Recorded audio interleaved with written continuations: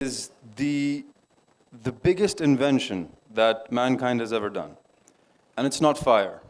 It's not tools. It's not, well, you actually just heard so many of them. It's stories. It's really stories. I think that's one thing that we as a species have created that no other animal has ever done so far. So let me take you back to, let's call the Ice Age, for example. Now, there's this man who goes out and hunts a mammoth. You know, mammoth, those big woolly creatures. They're hard to hunt. So he finally hunts one, and he brings some back. And his child is actually just asking, hey, Dad, how did you do that? With grunts, of course. They don't have language yet, so they're going, you know. And he somehow tries to explain to this kid that they all gathered up in a circle, and they used spears, and somehow, through a lot of hard work and determination and just collaborating with each other, they finally got the mammoth down. But the kid doesn't understand what just happened. So from the fire that these people have all gathered around, he takes a little piece of coal and he starts drawing a mammoth on the wall. And he draws himself and the spears and how they actually killed the mammoth. This is the first piece of art in the world, ever. This is the first time we told stories. Now, these stories keep going forward. We go through so many civilizations because someone decides to throw some seeds on the floor and some plants grow. And he then tells that story to other people. And you've got a whole civilization, society, this entire community of people that are connected through stories. And we're sharing knowledge through stories. Now, when you think about the earliest stories, what do you think they were about? We were all trying to explain stuff that was happening in the world, right? So you have these people that try to say that thunder is this god named Thor or Zeus, all right?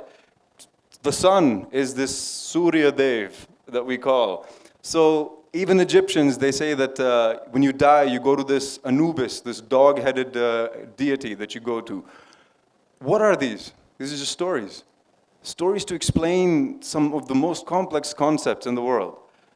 Now, we got further with the stories. With telling all these stories, we got really, really further. And I think a lot of important, very, very important changes in human civilization, and especially science and discovery, came from those. Now, there was one small problem with this. It takes a lot to write a story.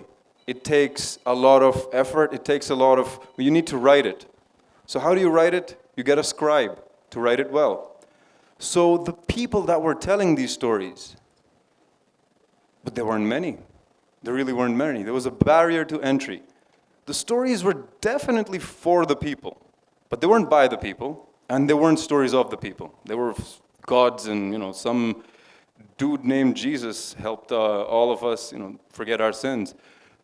These stories were kind of held back.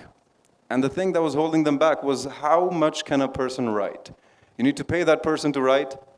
He also will only be able to write 30 to 40 pages a day. Even the best scribes in the world could write only 30 to 40 pages a day. So students, next time your teachers ask you for more homework, tell them that, okay? Now, the thing is, from then on, we, as a society, as a species, we evolved so much there that we started sharing knowledge over the trade routes. And in that knowledge, one of the very important pieces of knowledge was this thing called a movable type, which was invented in Korea, and then the Chinese tried it. But then one man named Gutenberg, Johannes Gutenberg, in 1940, he made this thing called the printing press. I think that's the most important invention of mankind, because suddenly there was no barrier to entry. If you had an idea, you could put that on paper. If you have anything going on in your head, you can share it with the world right away. The printing presses would print 5,000, 3,000 pages a day, and this was game-changing. Just for your information, the next 300 years is when Nikola Tesla Leonardo da Vinci, Benjamin Franklin, some of the biggest inventions, the entire scientific revolution, the entire freedom revolution, the entire Protestant revolution. Name a revolution, it probably happened around that time. And that is, that's something you can't ignore. That's something that really, as a species, you become something much more transcendent. Fun fact, coffee was invented around the same time. So that might tell you a little bit about all these things. It was a coffee-fueled invasion. Now, the fun part is that we don't stop as humankind. We want to keep going further. And we want to keep telling more stories, and we want to keep telling them in a more vivid manner. So someone invents the camera. Painters are going to be out of jobs. Then someone invents the radio. Everybody can hear everything around the world. Then two dudes in Paris decide, you know what, we're going to make this thing called a movie camera. Images are going to move, and you can basically see real life as it is. Now, a fun story about the first time something was projected on screen. They showed a train coming towards the camera. Everybody in the audience got up and left. They were so scared about the fact that the train was actually approaching them. Now, if you think that cinema was such a small invention, I invite you to take a look at history right around that time. Because, frankly, we had 2 world wars. We had the greatest economic revolution. We had decolonization. The entire world changed just as soon as we were able to create movies. We were able to create this amazing method of storytelling. And that's the key here. That's the key. Now, a lot of changes came. Economic changes, technological changes. We went forward.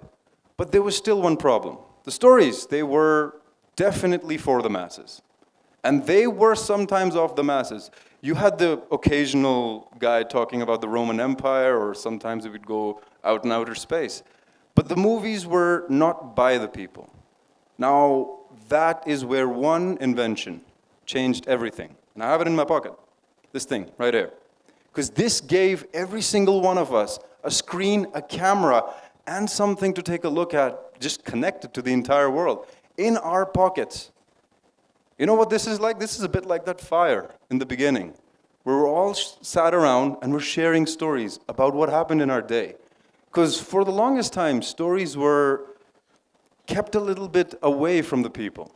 The stories were these amazing stories, these theater pieces that you would see and you would enjoy them. But you couldn't tell your own story. You couldn't tell your experience to other people. Platforms like this definitely existed way back then. But discovering each other, this thing makes it much easier. So why do we even need stories, for example? Why do we need stories?